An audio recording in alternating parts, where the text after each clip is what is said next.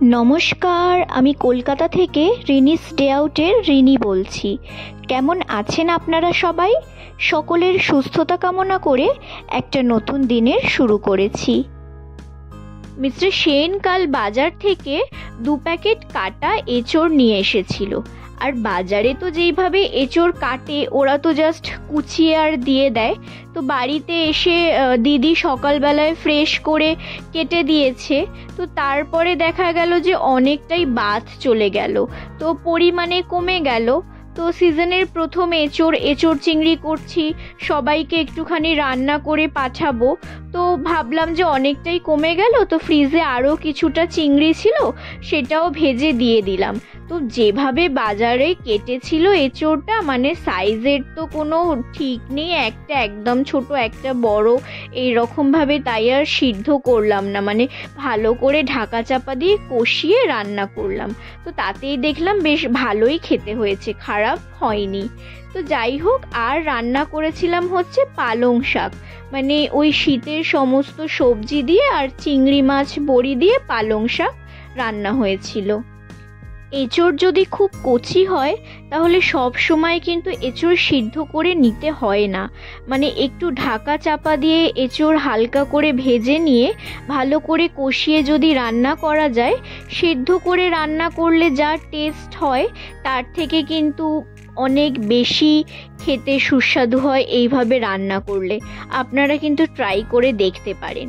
আর এঁচোড়ে কিন্তু অবশ্যই ঘি আর গরম মশলা ব্যবহার করতে হবে, তাহলে কিন্তু স্বাদ অনেকটাই বাড়ে। আর এরপরে আমি চিংড়ি মাছ আর এই বড়ি দিয়ে করেছিলাম পালং শাকের চচ্চড়ি, মানে এটা একদমই মাখা মাখা হয়েছিল। আর এতে ফোড়নে দিয়েছিলাম 5 ফোড়ন। যে কোনো শাকের চচ্চড়িতে না জিরে বা কালো জিরে ফোড়নের থেকে 5 ফোড়নটা খুব ভালো হয় খেতে। তো আমি 5 ফোড়নটা একটু বেশি পরিমাণেই ব্যবহার করে থাকি। আজ যেহেতু সোমবার, মানে শিবের বার, তাই আমরা গতকাল দুজন একটু রাতের দিকে হঠাৎই গিয়েছিলাম কালীঘাটে। আমাদের যেহেতু শিবটা বারবার একটু হেলে দুলে যায় সিংহাসনে, তাই একটা পাথর বাটি নেব ঠিক করেছিলাম। তো পাথর বাটিটা আনতে গিয়ে শিব ঠাকুরটা বসানোর জন্য খুব সুন্দর একটা জিনিস নিয়ে এসেছি। তাই আজকে রান্নার একটু বিশেষ তাড়া আছে, রান্নাটা সেরেই আপনাদেরকে দেখাবো। তার সাথে নিয়ে এসেছি একটা কোষ্ঠী পাথরের নন্দী মহারাজ, দুটোই কিন্তু দেখাবো। রান্না কমপ্লিট, স্নান সেরে চলে এসেছি পুজো করতে।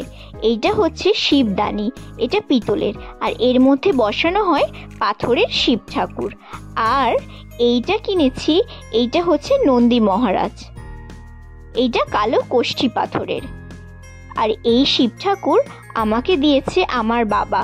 এর মধ্যে কিন্তু বাবা রূপোর চোখ লাগিয়ে সুন্দর করে আমাকে দিয়েছে। আমি এটাই পুজো করি। আপনারা তো দেখেছেন আমি এতদিন এই শিব ঠাকুরটা যে কালো পাথর বাটিতে রাখতাম সেটা ছিল একটু নিচু, তাই গতকাল গিয়েছিলাম আমরা দুজন কালীঘাটে একটু উঁচু ধরনের পাথর বাটি কিনতে। কিন্তু আমাকে মিস্টার সেন বলল, তোমাকে পাথর বাটি নিতে হবে না, তোমাকে আমি এমন একটা জিনিস দেখাচ্ছি যেটা দেখলেই তোমার ভীষণ পছন্দ হবে। তো এই শিবদানিটা আমাকে দেখানো মাত্র আমার ভীষণ পছন্দ হলো, আর সাথে সাথে নিয়ে নিলাম। এই দুটো কিন্তু আমার ঠাকুর ঘরের নতুন সংযোজন, আমার কিন্তু বেশ পছন্দ হয়েছে। একটু পুজো করে নিলাম, আজ সোমবার, বাবার বার। আর এই যে আমার বড় মাকেও সুন্দর করে বসিয়ে দিলাম। সামনে বসালাম নন্দী মহারাজকে। যেহেতু শিব ঠাকুর সবসময় উত্তর দিকে মুখ করে বসাতে হয়, আমার ঘরের যেটা উত্তর দিক, আমি সেই দিকে মুখ করেই বসিয়ে রাখলাম। এরপরে বাড়ির বাকি কাজ তো সারতেই হবে, তাই চলে আসলাম বেড সেট করতে। সুন্দর করে বিছানাপত্র গুছিয়ে নিলাম। এগুলো তো প্রতিদিনের কাজ, নতুন করে বলার আর কিছু নেই, প্রত্যেক গৃহিণীকেই এগুলো করতে হয়। দিন বদলায়, কিন্তু হোম মেকারদের কাজগুলো সেই প্রতিদিন একই থেকে যায়, কাজের পরিবর্তন কিন্তু প্রতিদিন হয় না। এই মানি প্ল্যান্টটা বেশ কিছুদিন আগেই লাগিয়েছিলাম। এখন আমি এটাকে আমার এই বেডের পাশে যে উইন্ডোটা আছে সেখানে রাখলাম।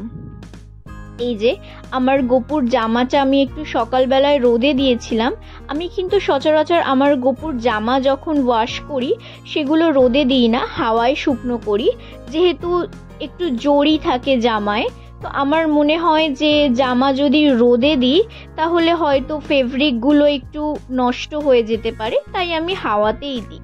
তো আমি এই যে স্প্রেটা করছি গাছগুলোতে, এই জলের মধ্যে কিন্তু আমি 1 ড্রপের মতো হ্যান্ড ওয়াশ দিয়ে দিয়েছি, লিকুইড হ্যান্ড ওয়াশ। এতে কি হয়, পাতাগুলো খুব চকচক করে আর যে ডাস্ট থাকে পাতার ওপর সেগুলো চলে যায়। আর এটা কিন্তু কীটনাশকেরও কাজ করে, পোকামাকড়ও এতে নষ্ট হয়ে যায়। এমনকি জবা গাছে যদি আপনি এই স্প্রে করে থাকেন তাহলে কিন্তু মিলিবার্ক, যেটা জবা গাছের খুব কমন সমস্যা, সেটাও হয় না। এবার চলে এসেছি কিচেনটা একটুখানি ক্লিন করতে। এগুলো তো করতেই হবে, তাই কিচেনটাও একটুখানি পরিষ্কার করে নিচ্ছি। এইভাবে প্রতিদিন এগুলো ক্লিন করতেই হয়।